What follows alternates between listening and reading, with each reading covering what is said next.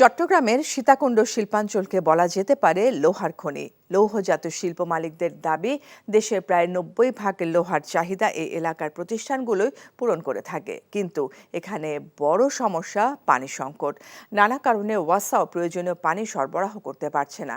এই অবস্থায় বর্ষায় বৃষ্টির পানি সংরক্ষণ করে সংকটের সমাধানের দাবি জানিয়েছেন স্থানীয়রা। চট্টগ্রাম থেকে আরও জানাচ্ছেন শামসুল হক হায়দরি, ক্যামেরায় ছিলেন সুমন গোস্বামী।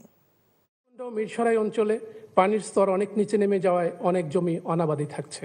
সম্প্রতি অনুষ্ঠিত জেলা প্রশাসকদের সম্মেলনে প্রধানমন্ত্রীর সামনে তুলে ধরা হয় সীতাকুণ্ড এলাকায় পানি সংকটের কথা।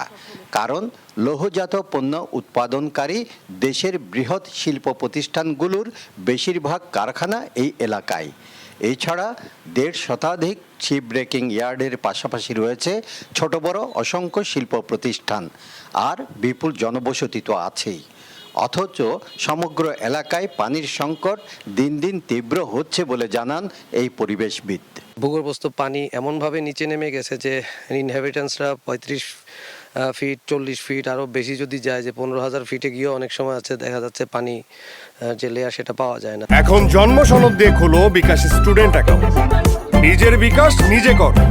পানি সংকট সমাধানে বিকল্প পদক্ষেপ নিয়েছেন কিছু শিল্প মালিক। প্রাকৃতিক সুবিধা কাজে লাগিয়ে বর্ষায় জমানো বৃষ্টির পানি ব্যবহার করছেন তারা। এই জন্য পাহাড় থেকে নেমে আসা পানি বাঁধ দিয়ে সংরক্ষণ করা হচ্ছে। পরিবেশ ব্যাহত না হয় এমন উদ্যোগে সুফল পাচ্ছেন বলেও জানান এই শিল্প মালিক। বৃষ্টির পানির কোয়ালিটি অত্যন্ত ভালো হয়। ভালো প্রোডাক্টের জন্য ভালো কোয়ালিটির পানি খুব প্রয়োজন, যার জন্য আমরা বৃষ্টির পানিটাকে, ভালো পানিটাকে বেশি প্রাধান্য দিয়েছি। শুধু শিল্প প্রতিষ্ঠান নয়, এলাকার বিপুল জনগোষ্ঠীরও ছিল দীর্ঘদিনের পানির অভাব। সাম্প্রতিক এই কৃত্রিম জলাধারের উপকার ভোগ করছেন কিছু এলাকাবাসীও। আমরা আগে খুব যাতায়াত কষ্ট হতো, পানি কষ্ট হতো, যে শীতকাল আমরা পানি পেতাম না, পানি বন্ধ থাকতো। অনেক বিভিন্ন ধরনের সুবিধা পাচ্ছি, যেমন ধরো খাওয়ার পানি, রাস্তাঘাট। সারি সারি পাহাড়ের মাঝখানে কৃত্রিম জলাধার নির্মাণে বেসরকারি উদ্যোগের পাশাপাশি সরকারও এই ব্যাপারে এগিয়ে আসবে, এমনটাই আশা এলাকাবাসীর। শামসুল হক হায়দরি, NTV নিউজ, চট্টগ্রাম।